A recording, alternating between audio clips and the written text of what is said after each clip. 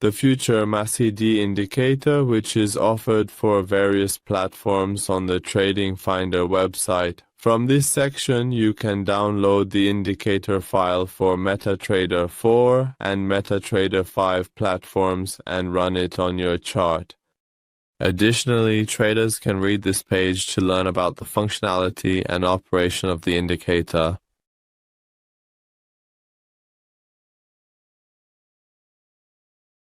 From the Navigator section, we select the indicator file and run the indicator by dragging the file onto the chart. Once the indicator is placed on the chart, an oscillator window will appear at the bottom of the chart. The future MACD indicator is an advanced and enhanced version of the classic MACD indicator, which provides a forecast of the future movement of the MACD and price. With this prediction, traders can perform more specialized analyses on the chart and gain some insight into the future movement of the price and the MACD. In the Settings section, under Inputs, there are options available for us. In the first part, we can set the period for the fast-moving average. We can also adjust the period for the slow-moving average. And finally, in this section, we can change the signal line period to our desired value. In the next section, we can choose the type of MACD display, where 3 options are available: line, histogram, and arrows. If we select the line option, it will be displayed as a line.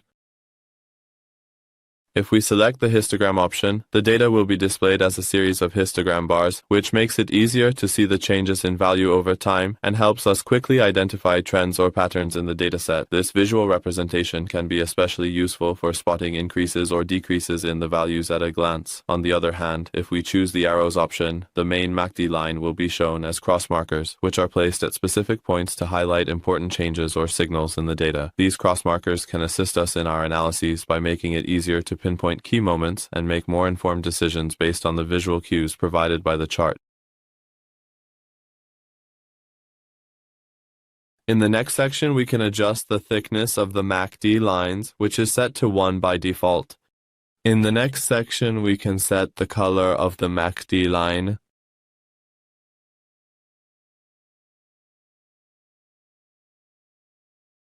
In the following part, we can choose the type of signal, which can be in 3 modes: line, histogram, or arrows, with the default set to line. If we select the histogram mode, we can simply view and visualize the MACD signal line either as a histogram or as arrows. In